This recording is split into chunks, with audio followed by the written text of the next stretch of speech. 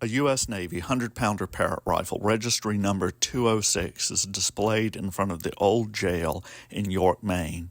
Number 206 was placed aboard the gunboat USS Dawn in 1863. USS Dawn had been taken into Navy service in 1861, and in May of 1864 it was serving on the James River near Fort Pocahontas at Wilson's Wharf.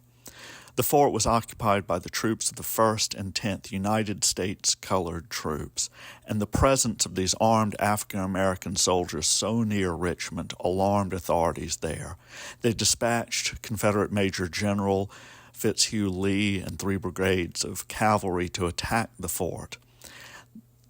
Fitzhugh Lee's dismounted cavalry made an attack on the fort which was unsuccessful, and Fitzhugh Lee sent a message to the commander of the fort, Brigadier General Edward Wild, that if the soldiers there did not immediately surrender, he could not be responsible for the consequences.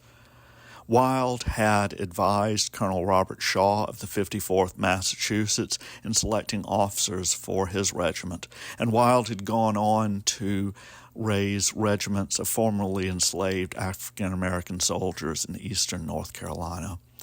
Wild, now at Fort Pocahontas, could be in no doubt of the consequences of the fort being taken, and with the Battle of Fort Pillow in such recent memory, neither could his soldiers.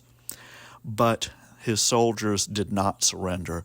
They stood their ground, they manned the defenses, they repulsed the attacking Confederate troopers. Offshore in the river, USS Dawn fired its guns at the Confederate troops. Those troopers were unfamiliar with being under such heavy artillery. One Confederate trooper remembered that the shells were as great as black masses, as big as nail kegs, hurtling in the air and making the earth tremble under us and the atmosphere jar and quake around us when they burst. Another gun from USS Dawn is in South Berwick, Maine, a 20-pounder. Many thanks to John Weaver for taking the photos in this post. John is the author of A Legacy in Brick and Stone, a fabulous book on American coastal defense forts.